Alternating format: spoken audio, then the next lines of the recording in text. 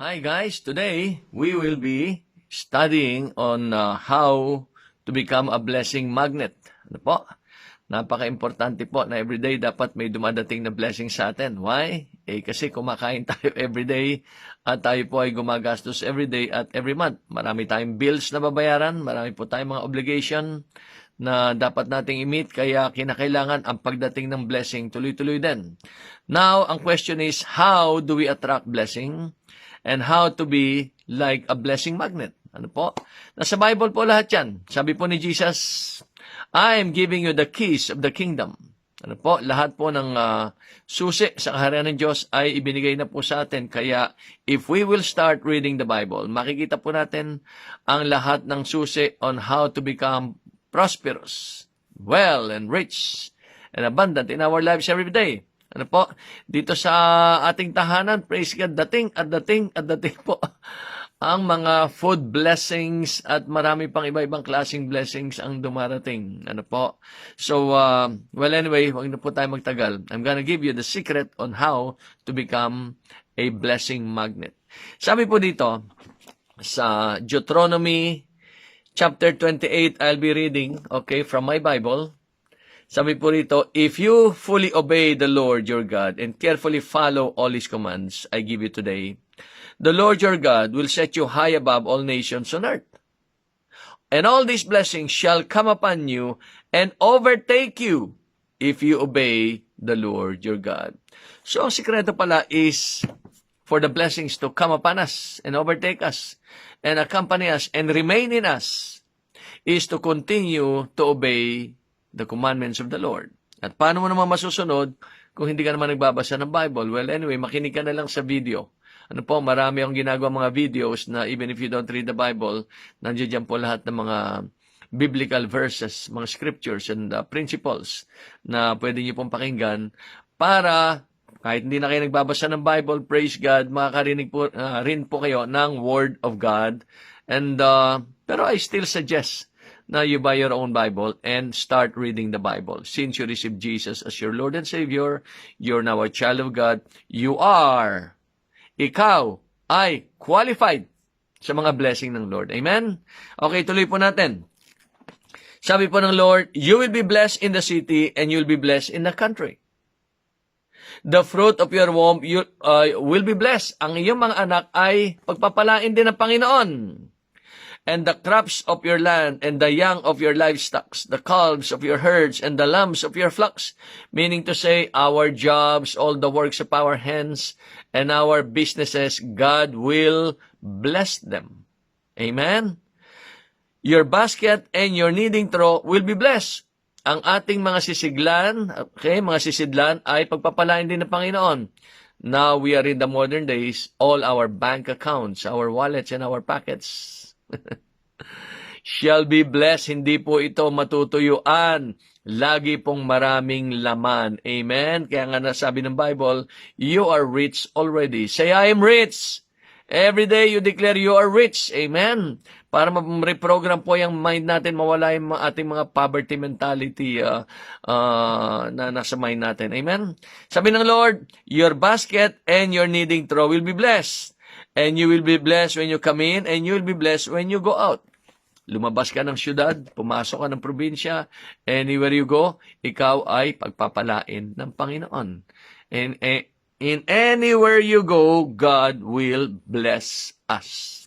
Ito po ang sikreto. Ano po? Sabi po rito, the Lord will grant that the enemies who rise up against you will be defeated before you. They will come at you from one direction and flee from you in 7. And the blessings, okay, the Lord will send blessings on your barns and on everything you put your hand to. The Lord your God will bless you in the land He is giving you. Lahat daw ng gawa ng kamay natin ay pagpapalain ng Panginoon. Our barns. Wala na po tayong barns ngayon. Hindi na po tayo mga magsasaka. Sila po nung araw, mga magsasaka at mga shepherd. Ngayon po, tayo po ay tatrabaho sa ospital, sa bangko, sa kumpanya. Ibig po sabihin nito, Okay, if we translate this to our current generation, our bank accounts shall be blessed. They will overflow with financial blessings. Maraming papasok na negosyo, may increasean ka sa iyong trabaho, you will receive salary increases and bonuses sa iyong pagtatrabaho at mapopromote ka. No? Ipopromote po tayo ng Panginoon. It happened in my life. Although I'm retired already, I'm 62 years old, I'm retired, but all these things happened in my life. I got promoted every other 2 or 3 or 4 or 5 years. Napopromote po tayo. And the salary increases na re-receive po natin from our company every year. Ano po? Hanggang sa we multiply. Amen? Hanggang sa we are so financially blessed. Amen? As we continue to serve the Lord and obey all His commandments. Lahat po na pinag-uutos ng Panginoon na nakasulat sa Bible, ito pong lahat ng pagpapala na ito ay darating sa atin and we will become blessing magnet. Amen. I'll give you 2 more scriptures and then we will close. Ano po? Napakiksi lang po ito pero they're very important. Okay? Once we found a job already, once we started working, kung nagtatrabaho ka na, sabi po ng Lord sa Malachi chapter 3 verse 10, bring the whole tithe into the storehouse that there may be food in my house. Test me in this, says the Lord Almighty, and see if I will not throw open the floodgates of heaven and pour out so much blessings that you will not have room enough for it. And I will prevent the pest from devouring your crops, and the vines of your fields will not cast their fruit, says the Lord Almighty. Then all the nations will call you blessed, for yours will be a delightful land, saith the Lord. Yung 10% po ng ating income, it does not belong to us. Ang ibinibigay lang po sa atin ni Lord is 90%. Which is, malaki na po yun, praise God. 10% belongs to God. Why? He is the giver of life. He is the giver of strength. He heals our physical bodies. He gives us wisdom. He gives us the ability to produce wealth. Lahat po yan ay nanggagaling sa Panginoon. At yan po ay mga intrinsic blessing na nandiyan dyan sa system po natin. Ano po, kaya sabi ng Lord, give me the 10% so I will have food in my house. Ano ba ang house of God? It's the church. This 10% na kinikita po ng lahat ng mga tao ng Diyos, ano po, ibibigay po natin sa kanya 10% so that there will be food or budget sa church ng Panginoon to support the workers, the full-time workers na patuloy magbibigay ng spiritual food at spiritual wisdom and guidance sa mga tao ng Diyos, sa mga people of God. Amen? So, we need, if you really want to become a blessing magnet, we need, and it is our duty and obligation to give the 10% of our income to the church. Kung saan ka man nag-church, give it to God in that place and look and see what will happen to you. The blessing of the Lord will come upon you in your day-to-day living. Year by year by year, dadating yan until you become greater and greater and greater in your finances. And not only in your finances, also in your physical body. Also in your mind, you'll have a healthy mind and a healthy heart, sabi po ng Lord. Amen? Praise God. And one more scripture, praise God, this will be our last scripture, sa Luke 6:38. Napakarami pong scripture na nagsusupport ng financial blessing, pero bibigyan ko lang po kayo ng very few.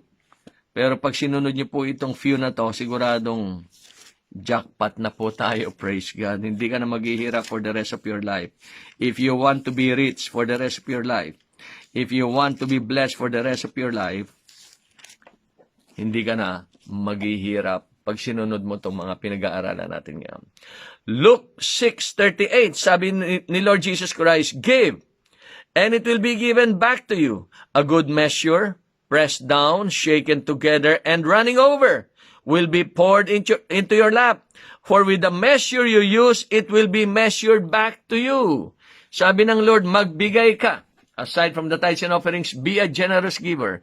Give your love offering to the Lord. Give to other people. Help other people. Give. As you continue to give and bless other people, it will all come back to you. So the blessing of tithes is different from the blessing of giving. Ano po? Give your tithes to God. God will open the floodgates of heaven and pour out so much blessing from you.